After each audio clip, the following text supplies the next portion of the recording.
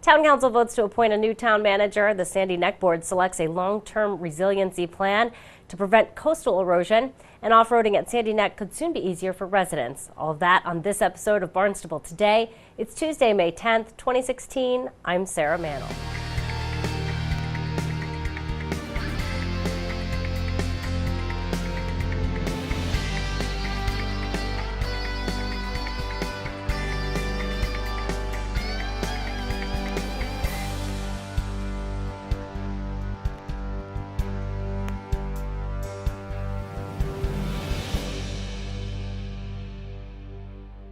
Assistant Town Manager Mark Ells is the unanimous choice to succeed Tom Lynch as Barnstable's town manager.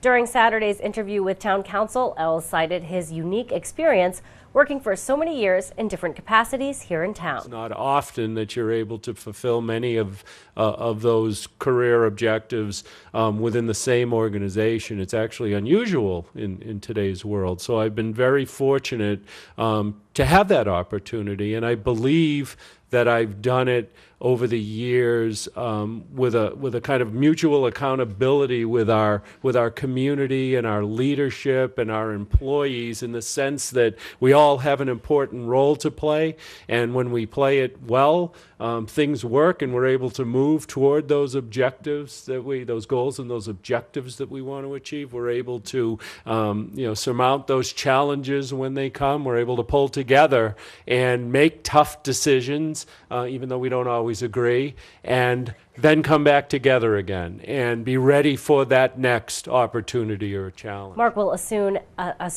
town manager duties on July 1st. The Sandy Neck Board votes to support a plan to relocate the parking lot as part of a long-term coastal resiliency plan. During this week's meeting, Vice Chair Thomas O'Neill said moving the parking lot makes the most sense. But I've given this a lot of thought, and I have to say, initially I was a little bit concerned about the thought of moving the parking lot. But the more I gave it thought, the more I thought about it. I think it's the prudent action to take because it really does give us that harmony with the rest of the sand line, the dunes on the beach.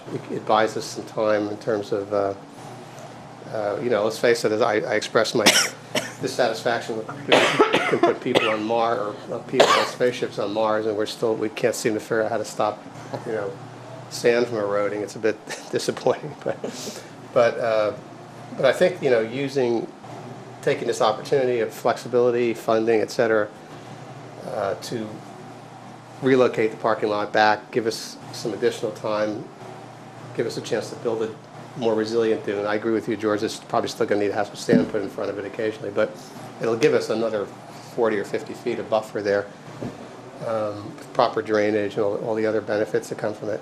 I guess my only caveat is, again, being kind of parochial, is I'd like to make sure that, that my slight concern with moving the ORV trails, that could turn out to be quite a little mess up there car-wise, and traffic and headlights at night, can be quite a problem, especially on weekends. There's a lot of vehicles moving in and out of there. And right now from our neighborhood, we don't see that. The ORV trail's pretty secluded. You see them kind of pop over the hill, but otherwise it's actually, you don't really see it very much. If we move something to the top of the hill, I would just like to make sure that it looks the same as it does now, that we use enough funding in this that we can create the screening we need, so that the people that are looking at that beach from the dune side, and it's not just people that live in the neighborhood, it's everybody. We don't want it to look like a Walmart parking lot. No, we don't. So whatever design we go with, that we have, we spend the extra money to have the right screening, the right setup. Some of the initial designs, for example, showed cars that would be kind of airing up parking with sort of headlights towards all the homes on Point Hill. But that would be a nightmare. So I think as long as I think as an idea for getting my parochial view, I think it's the right strategy for all the reasons we discussed, to give us that period of time that we can learn more about the beach and understand it better. Maybe there'll be some other options that come up available to us in the future that we don't see now. Just makes a lot of sense. And again, just with the caveat that we can do it in a way that maintains the beauty of that vista from people that are walking on the trails to people that are living in the neighborhoods to people that are driving in, which to me seems doable from what I can understand of And we could even potentially, I suggested to Nina, maybe we have a committee. And the board voted to recommend moving the parking lot. Piping plovers may soon be less of a problem for off-road vehicles on Sandy Neck Beach. Beach Park Manager Nina Coleman says she has applied for a statewide permit that would allow staff to keep a section of off-road trails open despite nesting plovers. You may have heard that there's a statewide Section 10 permit that's being secured. And then what that allows, it hasn't passed yet, but it's in the process of being reviewed by the federal government.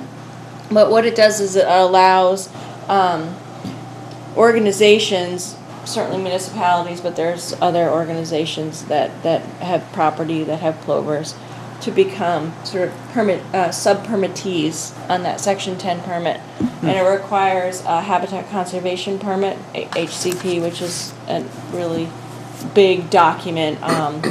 And so I actually wrote that this winter so that we could be part of that Section 10 permit. And it's actually very useful because we have to go through this, put it all on paper anyways, for our permitting for our other projects. So, but anyways, what I put in this permit so far is that my biggest concern with Sandy Neck and my biggest concern with the business plan is how tenuous it is.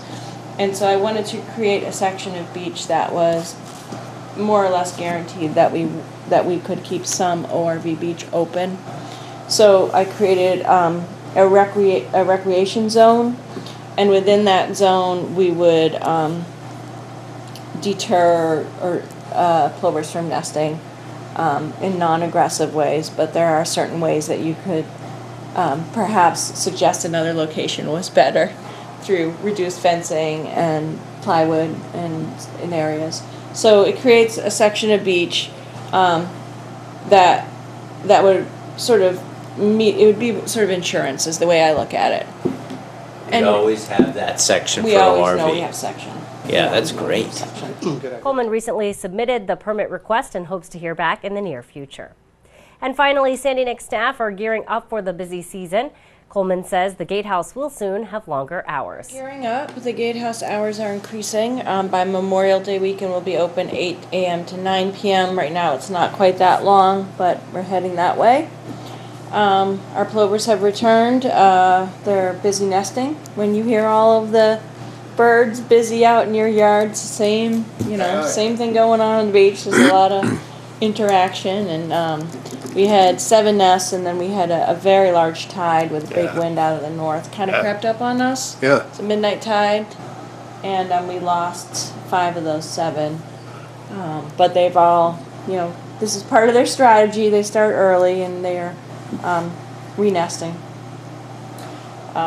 So right now all the plover activity is to the east of Trail 2, which is lovely, but I can't say that's going to stay that way, but right now it does look good. Yep. Were eggs lost or just nests? Eggs were lost. Okay. Yep. It was a big tide. Yeah, it was. Yeah, it was. Oh, yeah. Shocking. Yeah. And of course Over a fencing, 2 foot. the usual. Here we go again. So, but we all worked really hard to get the beach up and open again for Mother's Day. We're not in compliance and we don't have enough fencing up, so everybody worked really hard to get that. So we're up and running and the tides are going down, so we're kind of looking good again. I wanted to mention that there was an individual that passed away that was a big Sandy Necker for years and years, Norm Fontaine.